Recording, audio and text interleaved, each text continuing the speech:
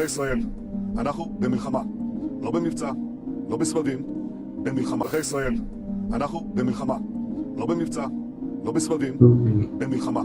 Now many countries have started taking sides, and the ones taking sides of Netanyahu are claiming that it was Hamas who started all of this. But it is worth noting that the commander of Hamas has stated that the attacks on territory were carried out as a defensive measure for Al-Aqsa, which had recently been invaded by illegal settlers. The commander also said that they had to take this action because enough was enough, explaining that now they had no other choice but to respond to the everyday injustices that they had been facing for several years.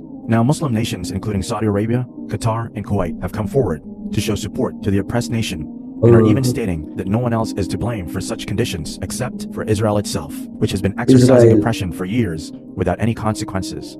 Qatar, in a statement issued by the Ministry of Foreign Affairs, said Israel was solely responsible for the ongoing escalations due to its continuous violations of the rights of its neighboring territories' people, including its recent repeated intrusions into the holy Al-Aqsa Mosque under the protection of the Israeli police. Kuwait has voiced its serious apprehension regarding the evolving situation, assigning responsibility to Israel for what it perceives as overt acts of aggression. In an official statement, the Foreign Ministry has urged the international community to intervene and put an end to what it characterizes as provocative actions by the occupying forces and the expansion of settlements policy. Saudi Arabia also gave a statement, putting all the blame on Benjamin's oppressive policies. It said Saudi Arabia had issued repeated warnings of a possible escalation in light of the ongoing occupation and the deprivation of the oppressed people of their legitimate rights, as well as the repeated deliberate provocations against their sanctities. The international community was called upon by the Ministry of Saudi Arabia to uphold its duties and facilitate a credible peace process that paves the way for a two-state solution, ensuring security and peace in the region while safeguarding the well-being of civilians. So the end of Surah Al-Kahf. Now Dr. Sulaiman video very informative, watched led.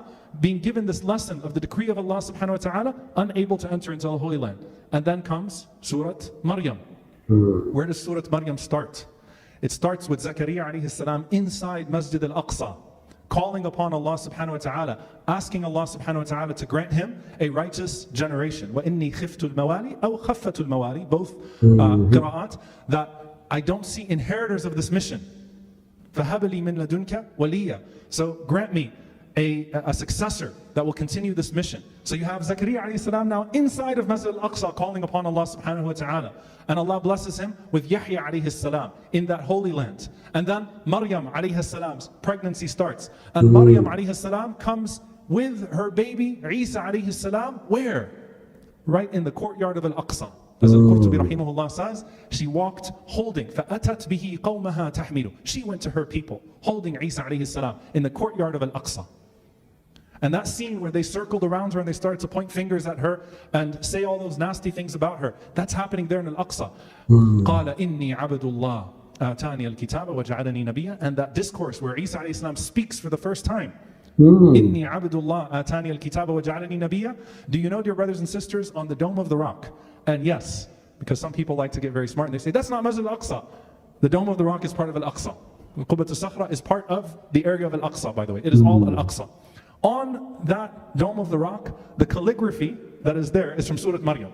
Can you imagine? Where Isa alayhi salam once spoke those words, and those words are plastered now on the Dome of the Rock, and Isa alayhi salam will one day return to this earth and go to that very same spot where he first spoke those words. And then Yahya alayhi salam is martyred. And Isa alayhi salam receives the news that he has been upgraded from a Nabi to a Rasul, from a prophet to a messenger as well, at the age of 30 years old, while sitting in Masjid al-Aqsa.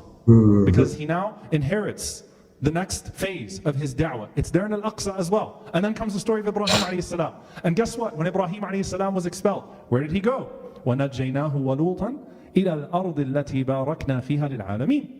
We granted refuge to Ibrahim alayhi salam and to Lut alayhi salam from their people, from their tyrants, and from, in the case of Lut alayhi salam, from his destroyed people. To what land were they granted refuge? It's there.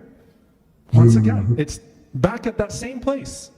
Where did Yaqub alayhi salam cry his eyes out waiting for Yusuf alayhi salam to return to him? That place. Where is Ibrahim alayhi salam buried? That place. It's all in that place. That is truly a holy land. And so much of the Quran is situated in that place. And the reason why I bring this up is because if you're reading this part of the Quran and you're seeing the attacks on Al-Aqsa and it is not moving something inside of you, there's a problem. with all of the things that are happening right now in the geopolitics and this pathetic attempt at Abraham Accords and whatever they use the name of Ibrahim alayhi salam for, all of these actors in the region that are disenfranchising those people, as a Muslim, you don't accept that. This is Quran to you. This is Quran to you. You can't be reading the Quran and ignoring the place where all of these scenes of the Quran are happening and pretending it doesn't exist. So I'm saying it's an issue of Iman. It's an issue of faith for you to be connected to this place. And it's the one place that Allah Azza wa Jalla will refer to in this particular way. And the people are blessed, not because they're Palestinian. No, because they're Murabitun. Because they're holding it down, even when the Ummah abandons them. Even when these state actors turn their backs on them.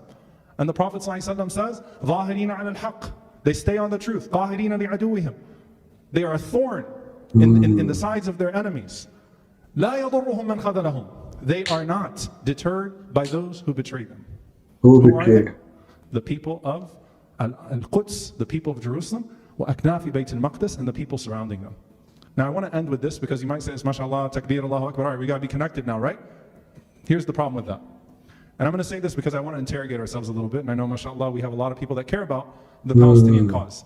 Very nice. Will not be liberated on the hands of wicked people, nor will it come through the disobedience of Allah subhanahu wa ta'ala. It's not going to come through festivals or types of acts that are displeasing to Allah subhanahu wa ta'ala, or on the hands of people that do not actually honor their covenant with Allah subhanahu wa ta'ala.